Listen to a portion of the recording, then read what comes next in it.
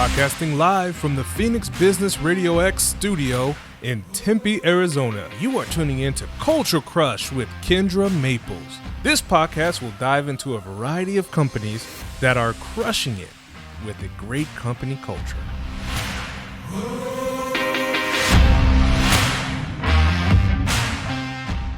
Hello, and thank you for joining us today with Culture Crush. Culture Crush is officially relaunched.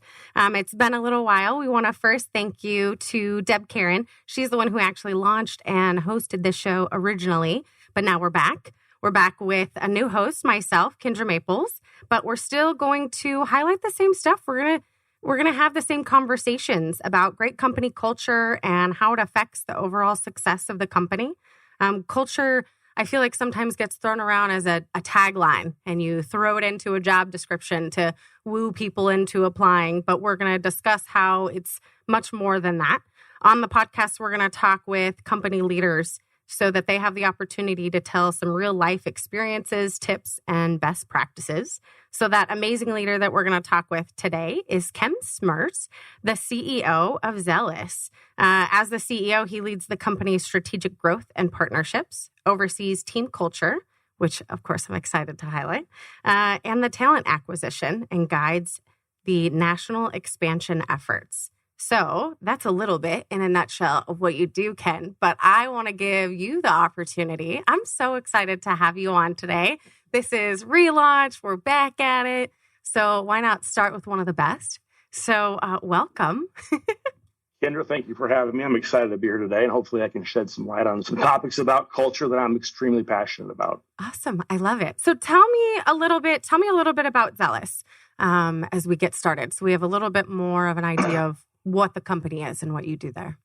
Yeah, so what we do is we use cutting edge technology, and we take mostly laser scanners. We take these laser scanners and we scan building environments, both internal and external. We then go back and create a digital twin of that building that's highly, highly accurate, that's then used by architects, engineers, contractors, so that they can understand the dimensionality of that. So we're taking the 3D world and creating a digital computer 3D model of that. And then what it does is the value propositions are it helps reduce rework on a new project or an existing building. It reduces labor expense. It reduces material cost expense. It allows for offsite prefabrication of materials. So you can just click and play and have your building be built that way. Coordination, advanced clash detection. It's very new, very state of the art. And I'm very proud of our team. We started on a Papago Park. We had 9 people 4 years ago. We're at about 100 full-time employees right now. And I think we've come to grow the company because of what the whole subject matter is today, which is the right culture. You have to have the right culture, not just great technology. Yeah. And so when I was doing some research on the company, I feel like that's not a very common company. And like you said, especially with having the focus on culture, I feel like that also is not necessarily a common strength. And maybe this is just my naiveness, but I feel like that's not a focus of construction and, companies like that very often. So how, tell me a little bit about how that became such a strength that you really wanted to focus on. So honestly, I think it's because we've all worked at places we didn't like, right? And we learned what we wanted to fix, what we wanted to correct. Mm-hmm. And at the end of the day, people want to work with people who are like-minded, who care about each other. I often use the word love. It's not in the traditional sense of the word, but we love each other. We love our clients. We love what we do. We're passionate about it. And I think that's really helped kind of springboard us ahead of the rest. As I mentioned, we're only 100 employees right now. We should double that within the next year and a half. And we're the largest supplier, professional service provider of anybody that does what we do in the entire North American continent. So something's working, and it's because, again, that collective collaborative, again, I'm using the word love. Mm-hmm. And I actually really love that you said that because and I just pulled out some notes in the introduction and kind of the about the show section that I had to submit to Karen to kind of relaunch all of this. One of the things that I put in there is actually a quote from a book by Marcus Buckingham and Ashley Goodall. So their book, 9 Lies About Work. And one of the chapters is all about, culture. And it's funny because in that book, they say culture is the tenets of how we behave. It's like a family creed. This is how we operate and treat each other in a family. And that's exactly what you're doing. Yes. You have to have an ethos, right? The Navy SEALs have an ethos. They're a very elite unit of operators. I believe that same sort of mentality can be taken and injected into a business environment if everybody understands that, we're in this together. We have a common objective. I think it works out really well, actually. It's helped us scale incredibly quick. And it's been one of our secret recipes. There are people we compete against who don't focus on each other or their client, and instead they're focused on the technology, which is easy to get lost, right? It's fun to have we have this new laser scanner, we can do this, and this, and 3D models. But at the end of the day, if you're not working in collaboration with each other, with your clients, you haven't really created anything. And have you noticed any bumps along the way as far as, if we're comparing it to a family? I'll be honest, there's some people in my family, I hope they're not listening right now as I admit this, that I don't really like. So every family has, those ones, and you kind of are stuck with them, right? But in a company, when you're really trying to foster that family culture, then how do you tackle that? So one of the things that we like to do is we let you fail once. And we're really good about giving you the rope to hang yourself, supposedly. And if somebody is passionate about an idea or a way to execute something, we're going to explore that. We're going to give you the freedom to do it, but only do it once. If you fail, and let's get back on the collective track. I think that goes a long way because then people realize that they're safe. You want to work. Part of a positive culture is a safe working environment. That helps facilitate that. That's fantastic, though. Has there anyone that has tried to push the limits and fail again? And then what happens? You're talking to one of them. I'm one of the biggest fans.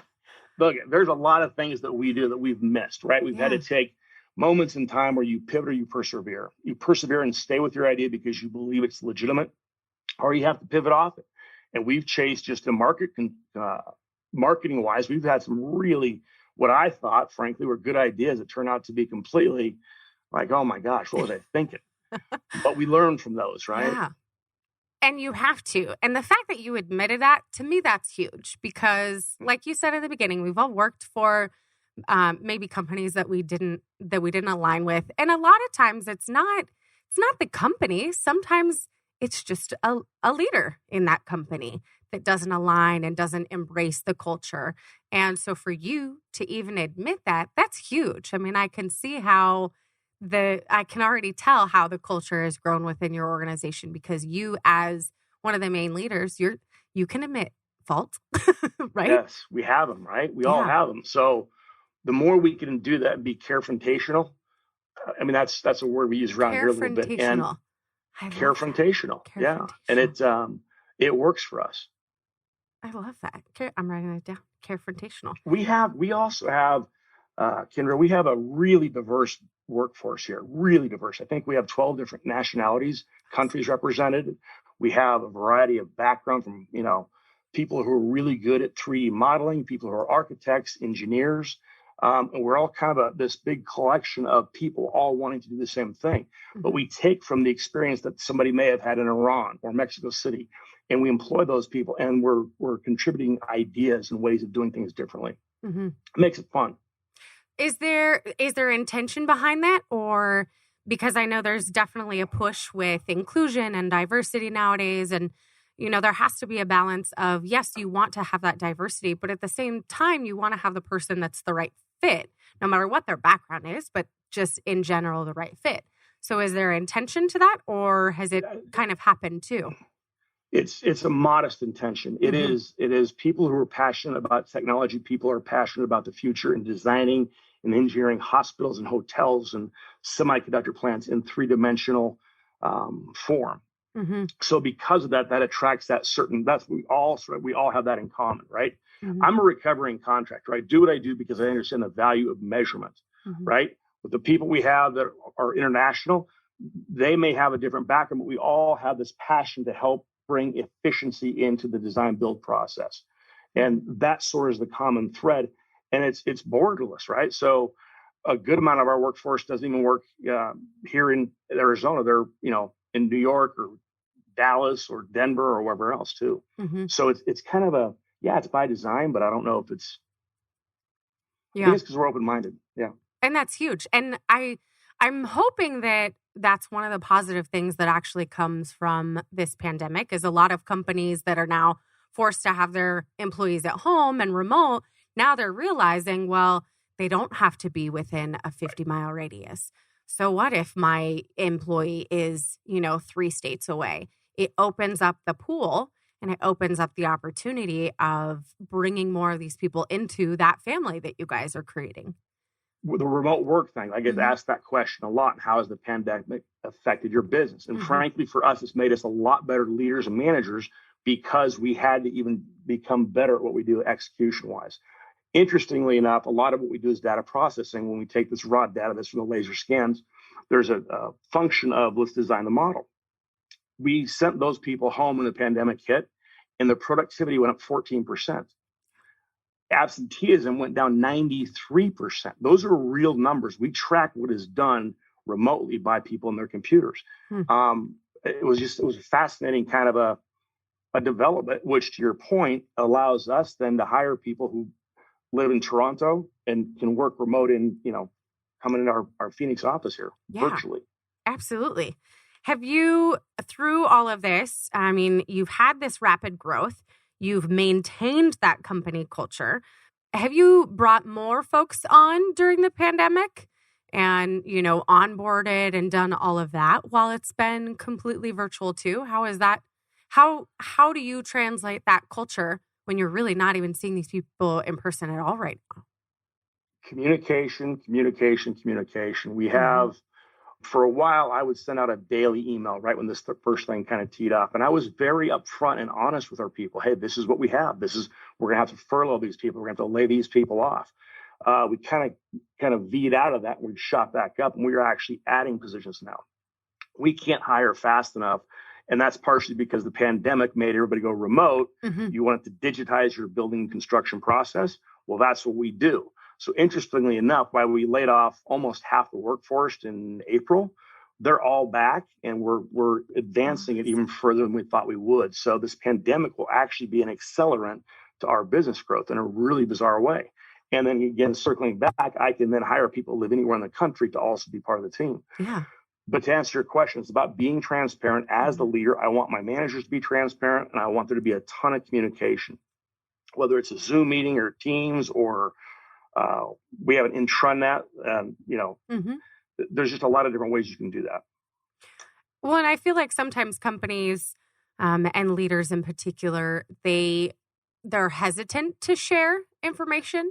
But there's value in that. And I was reading another article the other day. I can't remember who, but they were saying, let your employee decide if it's too much information or not. At least they have that opportunity to know what's going on with the company internally, externally, financially, whatever, and then let them decide, I don't need to know that today. But I think the communication leads to, like you said, that leads to the culture of your company as they feel like they are part of it. They know what's going on. And that's huge.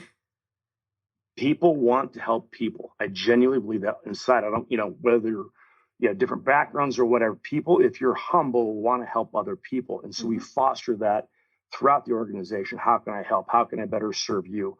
Not just the customer, but internally, how do I serve that division? It helps. And is that something that you make very transparent in the beginning when you do hire new people? You let them know, like, hey, this is how we are. We're a family. Ask questions.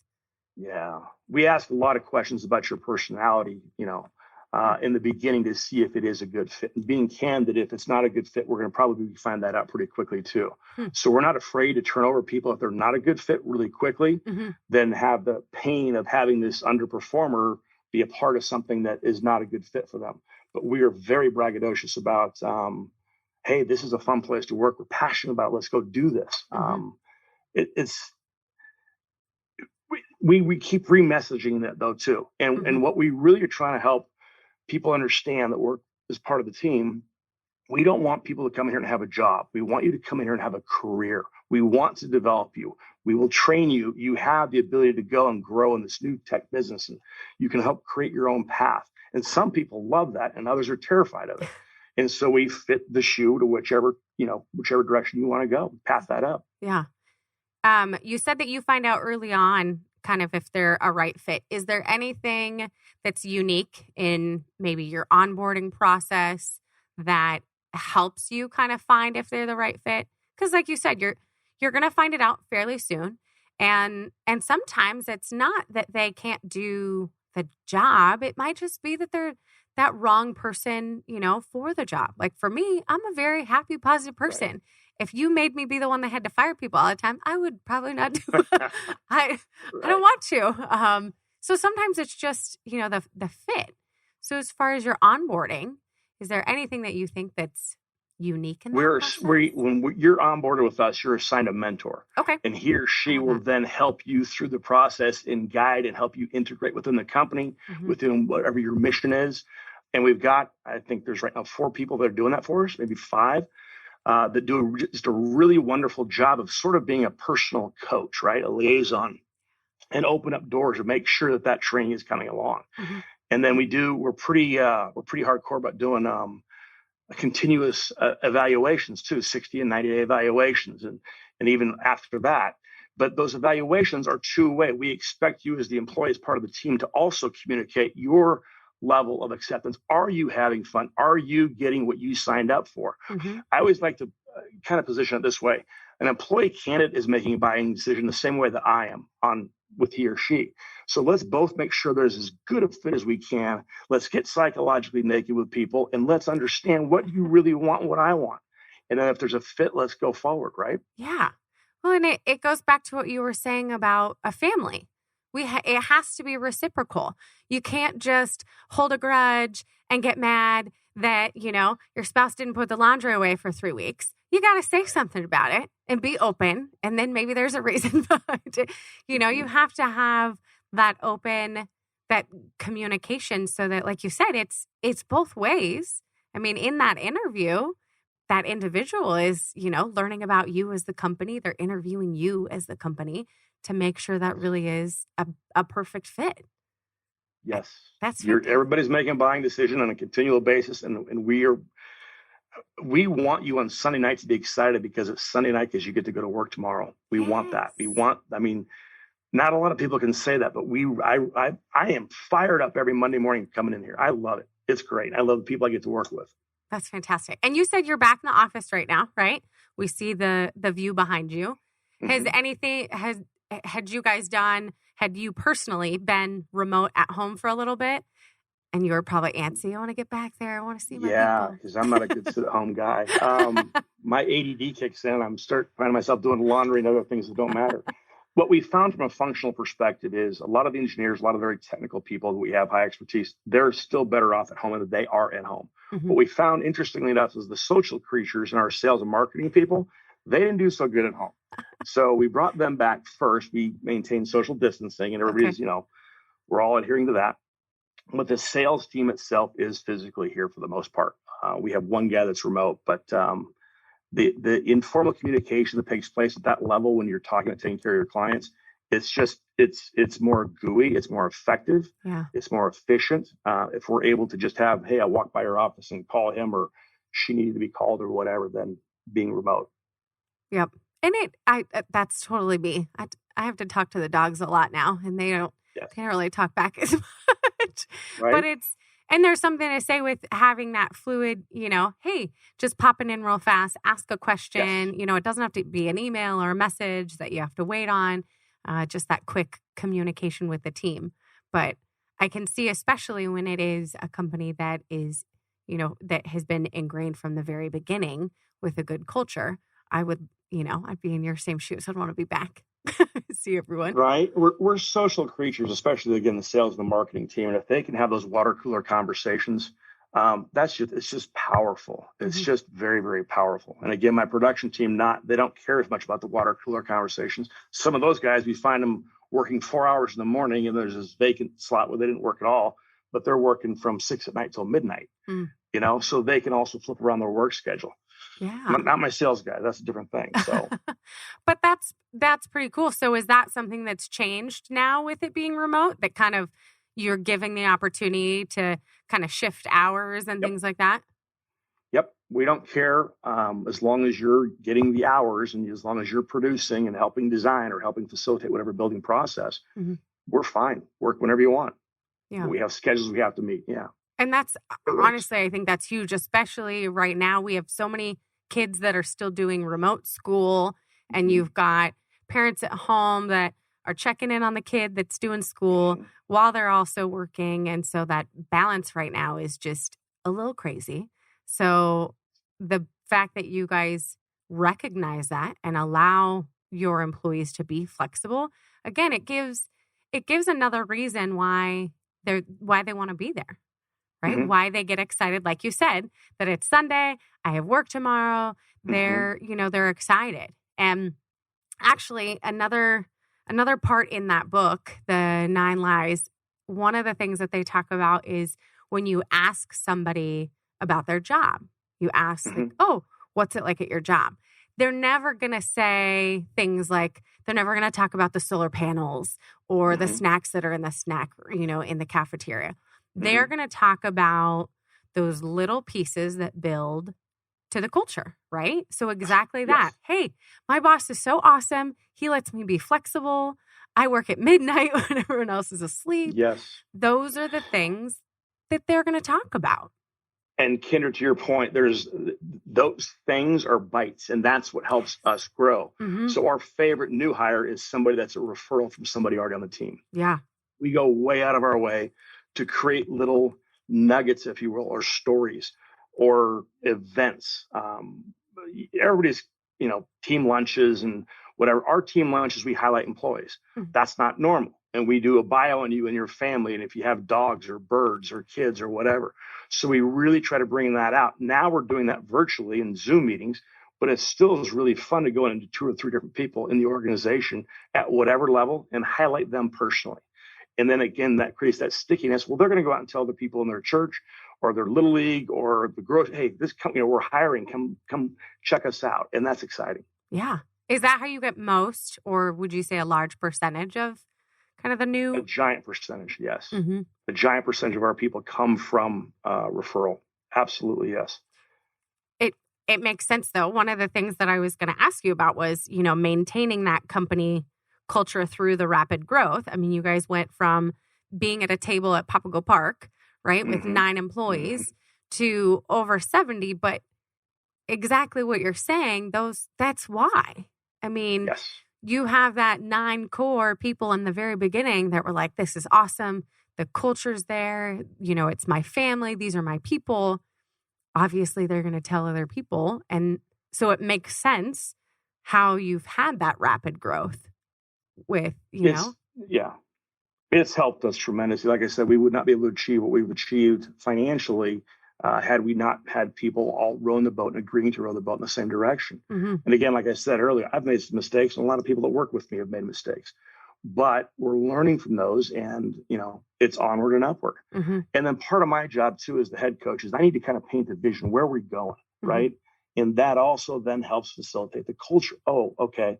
Head coach said this. This is where we're going. This is the plan. We have a plan. I have career opportunities I can go and develop.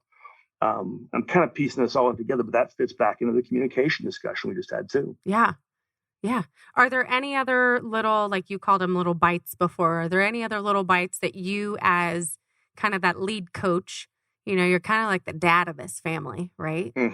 Are there any other? I don't want to be. My job has become obsolete. Look, I think any good leader, if they do a good job of building a good, strong team, their mission should be to become obsolete. They need to get out of the way and let others take the center stage. So I want to sneak off into the background someday.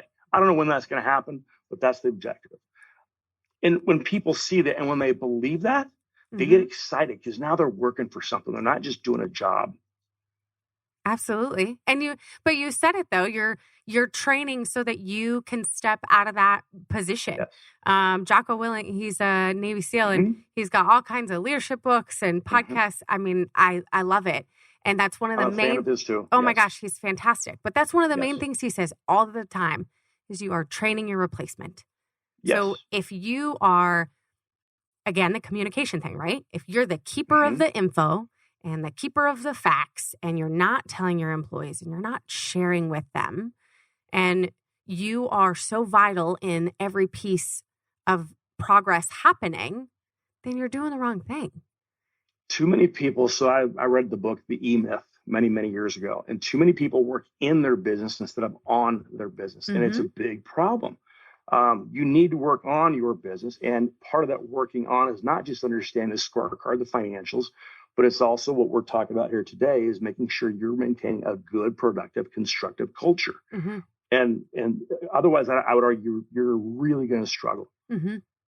Yeah, absolutely. So as you say, that you're preparing so that you can kind of be obsolete, are there moments in your day where you continue to think about that and you think, okay, how can I maybe remove myself from this? How can I put somebody else in this position? Like, how do you plan to have your role become obsolete as dad? And it's hard for me, Kendra. I have to learn to shut up.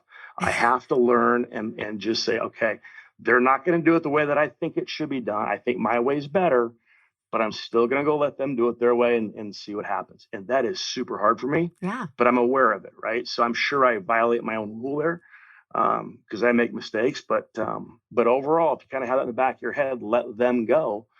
Let's see. I have a saying around here: let the horses run, and let the horses run. Let's go see what happens. And sometimes that can become contentious. We talked about how communication in a family, sometimes you're not going to agree.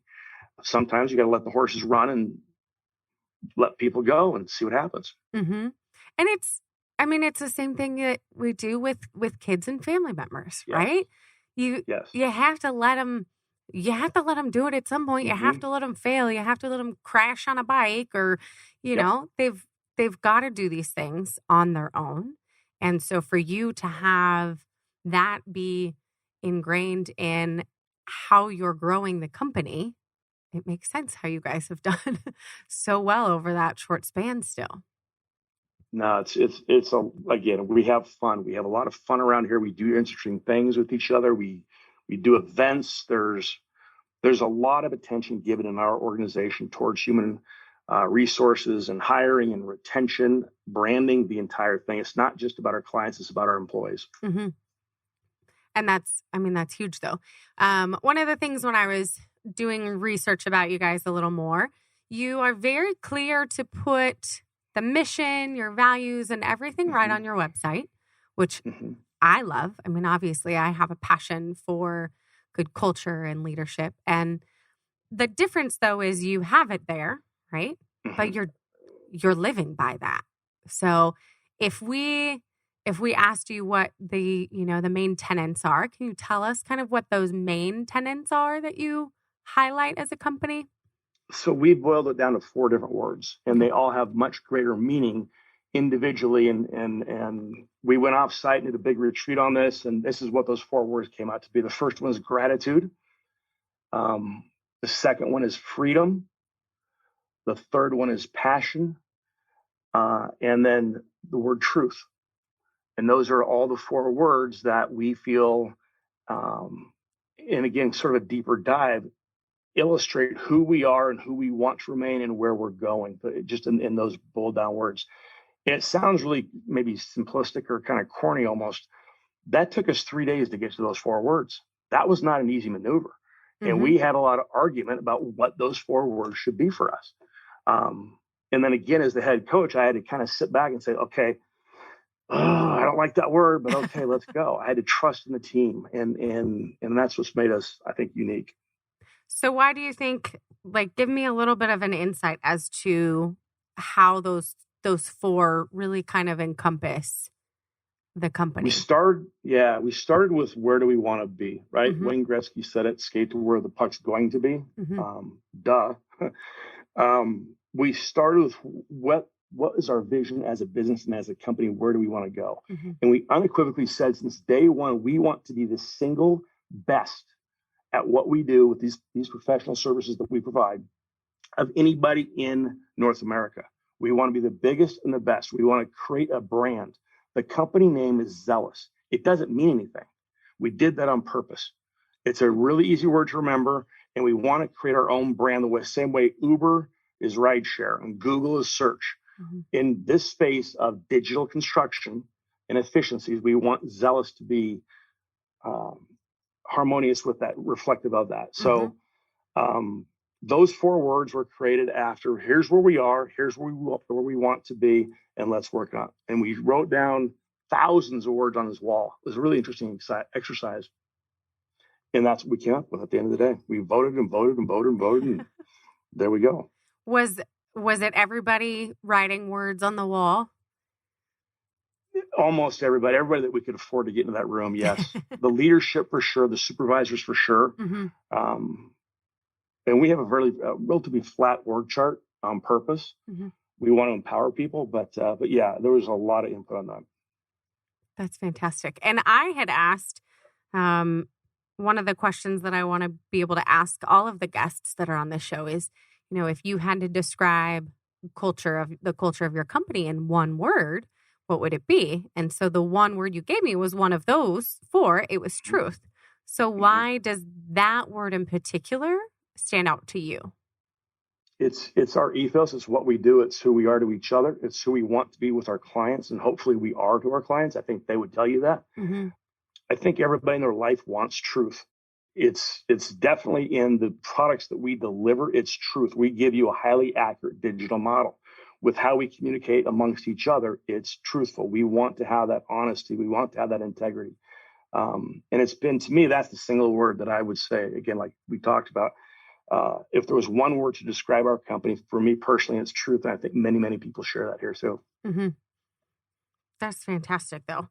With that kind of being the main word, is that something, because you also mention a lot about clients, right? Obviously, you're focusing on your employees themselves, but in all of this, you've thrown out the word clients too.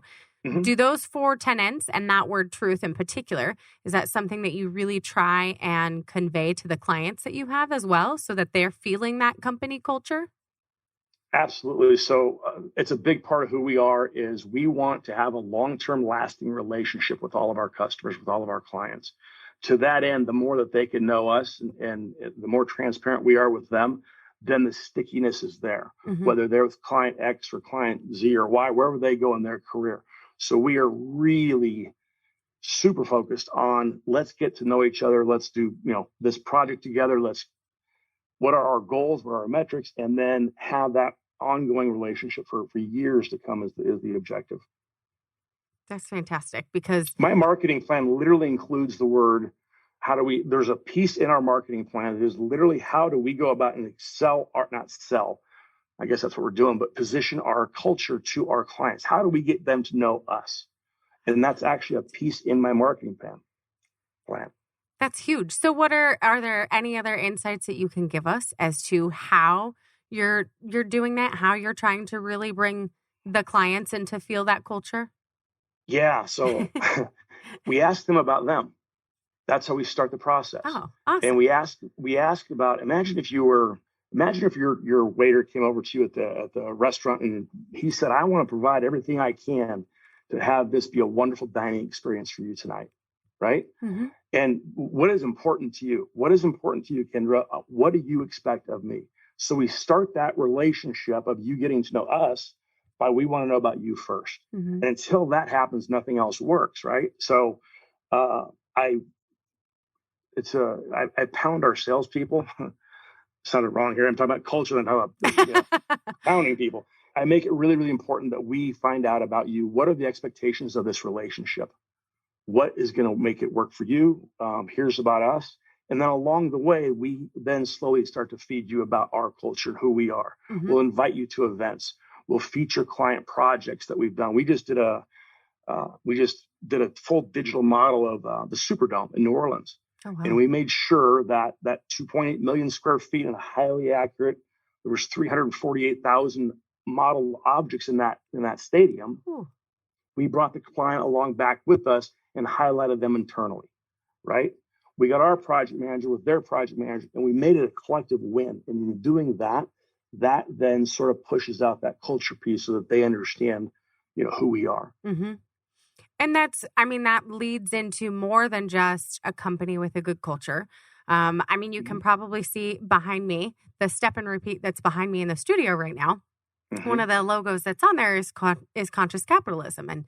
And so having, a conscious business, that's part of it, is exactly what you're doing. Not only are you creating that strong culture internally, but externally, you're identifying that your clients are a huge stakeholder in that process, right? It's the clients because they're funding this, but it's the employees because they're the ones doing all the pieces. And so that is, again, it's why you guys are successful and growing this so well and so rapidly, because you are doing it in a very conscious way, because you're highlighting all of those different stakeholders, which is fantastic. Dale Carnegie said a long time ago, people don't care how much you know until they know how much you care. Yeah. And it sounds goofy. And my mom taught me that years and years ago, but it still holds true today. And it's a great tenet that we should all remember. Well, and even like you were saying, the analogy of going to a restaurant, having that conversation, people want to feel like you care. They want you to not just ask, "Hey, Kendra, how are you doing? Hey, Ken, how are you doing?" No, they really want to feel like you sincerely care about them. Tell me about your day. It's the same thing we do with the kiddo at the end of the day. I don't want to just say, "Hey, how was your day?" Good, and a story, right? Right. I want to know more. And that's what makes not just a great company with a great culture, but that's what makes you, Ken, a great leader and a great coach of what's going on, is because you are investing that time. Your staff feels like, "Oh my gosh, he cares about me. I just got highlighted at a luncheon." You're kind. Yes, your words are kind. Here's another thing that I really think is really important to keep in this discussion about culture and about success. You have to be a continuous learner. And if you're not a continuous learner, you're hurting yourself and you're hurting others. So one of my pushes on my one-to-ones that I do every other week with my direct reports is I sit down and I say, "How are you getting better? What are we doing to help you? What are you learning about? Is it finance? Is it time management? Is it, marketing? Is it new technology? Is it innovation? What is it?" But then we push to have that same kind of ladder effect throughout the organization. So my direct reports, they ask the same question of their direct reports, and it kind of goes down and permeates the organization so that we are continuously learning. I think it's super important. Are there ways within the organization that you guys are supporting your staff in those ways? So say, I'm one of your staff and I come to you and I say in the one-on-one, something that I'm really trying to improve on or do better. Are there opportunities for classes or, webinars or things like that they can do as well? Well, absolutely, yes. And so it can be under two different categories. It can be under the guise of how are we going to help you professionally, and what it is that we want to train you in this skill. Many times, though, it's also about what are we going to do to help you personally. Do you have a right work-life balance? Do you have, how is your time management? We had a lot of interest, interestingly enough, in just financial planning with people. People come into this world, and many people never have the chance to sit down with somebody and say, "Here's what this financial planning could be. Where do you want to be in 20 years? Where do you want to be in 10 years? And just having those conversations. There's not a lot of companies that do that. Some might, offer 401ks. I get that. But actually, what's your life plan? What do you want to be remembered for? Where do you want to go? I think it's just another way to grow. I think it's something that's one of those things I think is assumed, right? That your employees know what they want to do, know where they're going. And the reality is none of us do. No, right? I was 38 years old before I figured out what I was good at. It took me that long. Yeah. I had a lot of, hard work, and I'd chopped a lot of wood for other people. Yeah. But I was 38 and it hit me one day. Gosh, I can be a decent leader and an entrepreneur. Yeah. Holy smokes, this is working for me. And once that kind of clicked, it was helpful. But some people, we go our whole lives, we don't know, where we're going. We're just going. Let's try to figure out a little bit more than that, get a little bit deeper. Yeah. So when that did click for you and you were like, okay, this is what I can do, this is what I want to do, what were some of the steps that you took to actually make all of this happen? I sought out other people who had achieved more than I had. Yeah. And I asked them questions. I asked them difficult questions. I asked them fun questions. What were their regrets? What were their mistakes? What did they do? How could I emulate it? And being candid, a lot of people did not have good answers. Here I am to seek knowledge, and you really don't have any. You got lucky because, your uncle bankrolled your business or whatever. I don't know. There's a lot of that there too. But I would advise anybody or suggest, let me say, anybody out there to identify who your mentors are in your life and who you can communicate with and have candid conversations, whether it's about business and what you want to achieve from a work standpoint, or if it's something you just personally want to do yourself, and just push yourself a little bit. And I think that little push, you can learn a whole lot if you're truly open for it. And I like that you said identify your mentors. It doesn't have to be just one. I heard the phrase before of a mentor board. So your own personal mentor board, you've got different people that can help and give input and expertise and knowledge. And like you said, their fails, they can support you with that. But there's something to say for it not being family, right? That's one of those moments where it doesn't have to be your spouse, your brother, your mom. They obviously want the best for you. So there's going to be that piece that is different when you're talking with somebody that's, not related and they have that candid expertise to give you. I think that's huge. And I think everybody should. I think that's a great advice that you've given, is that everyone should find those mentors, figure out the good, the bad, the ugly. We all need lighthouses, right? We need somebody that can shine a light on us and what we're doing right, what we're doing wrong, and hopefully keep us from hitting the shoreline, right? Yeah. I'm a big believer of that. And to what you said, I think is also very important. It shouldn't be somebody in your family. It should be somebody outside that, that maybe doesn't know you personally that well, but is not afraid to give you good, solid candor, feedback.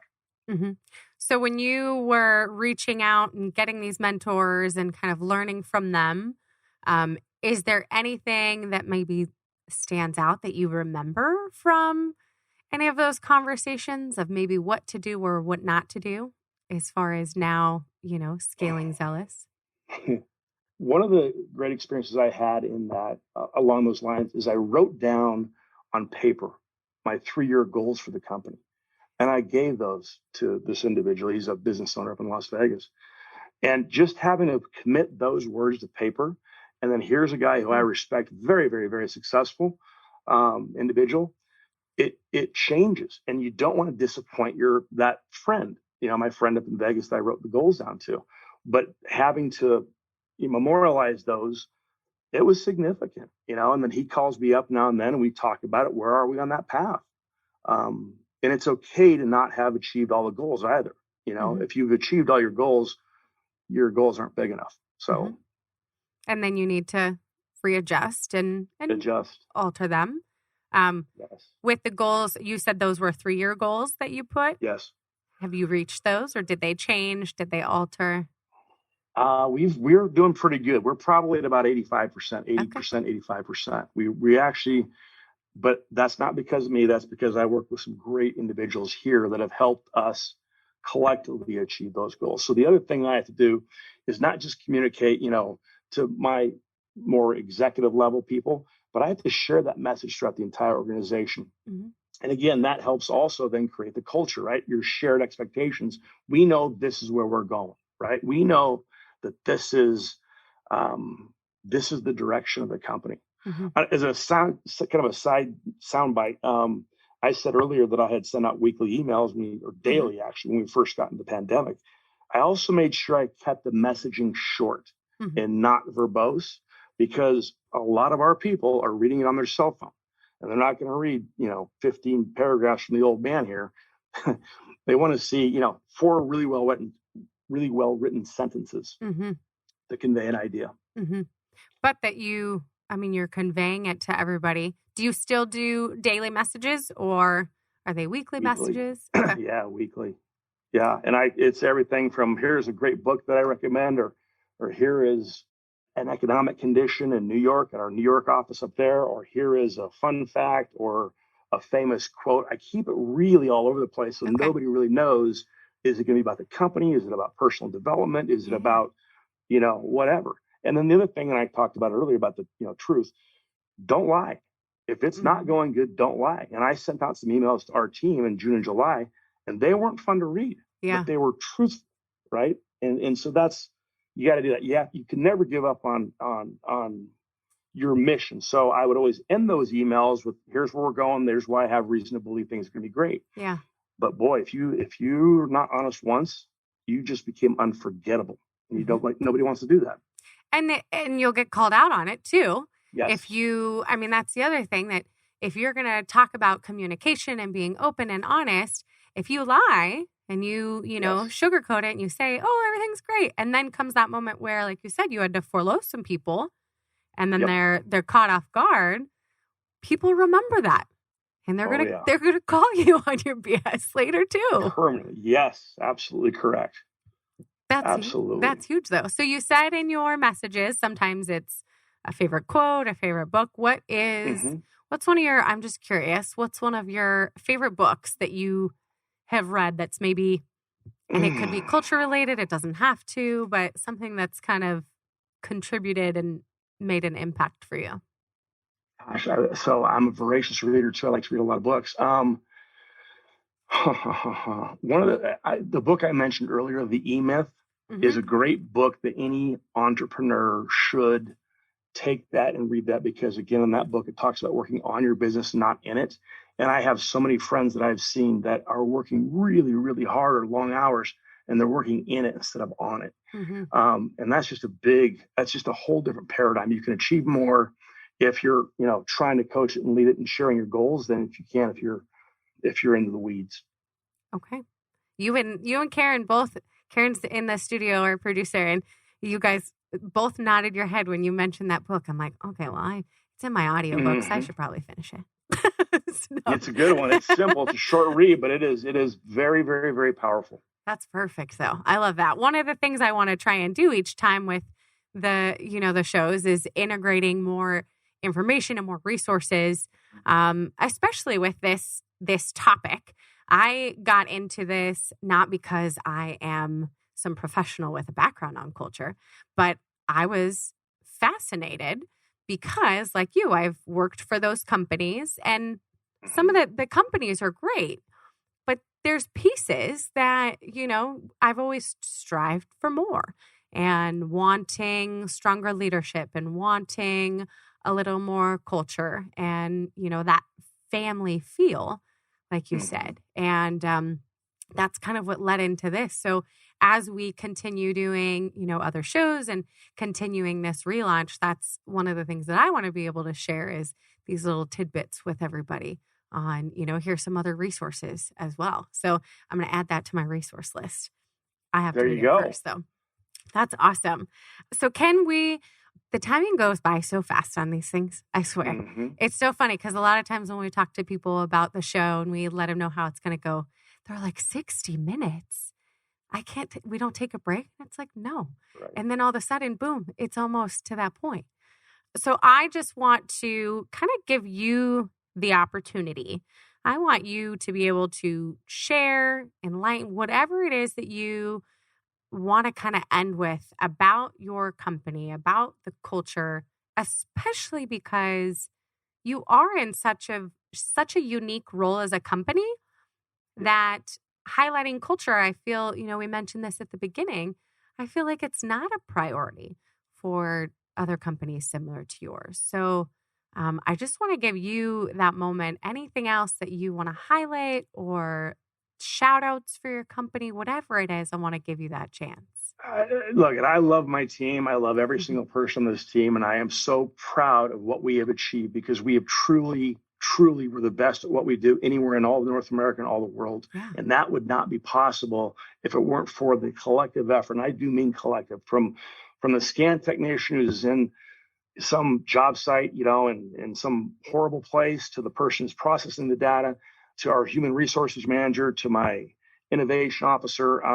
There is such a great, fun, collective thing that we've achieved, but we're not where we need to be yet. We have so much more ahead of us, and I'm excited about our future. And And I want to keep the culture because I do think that is a significant reason we are where we are and why we're going to be the biggest in the world.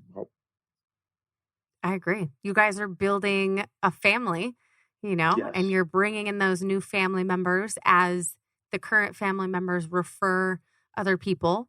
And that has been ingrained since the beginning, since you started this at the picnic table in Papago Park. And that's something that I think you've done a phenomenal job starting from the very beginning. Sometimes I feel like that's the hard part, is figuring out how to start that. If they're, you got to give up control. You have to trust the people around you. And then, like I said, be confrontational. I used the word love early on in this podcast. I mean that. And I don't mean, again, the romantic sense, but you have to love your job. You have to love the people you're with, or you're not going to be amazing. You're not going to create great things. And so we do that around here. And I want to continue to have that be one of our objectives. I love that. So I would say that that's definitely, some of the takeaways today from you. If there's an entrepreneur that's out there that's listening, they want to start a company, they want to start it and make sure that they're growing this company with a strong culture, that they need to remember it's not just putting some words on a website. It's not just throwing it into a job description.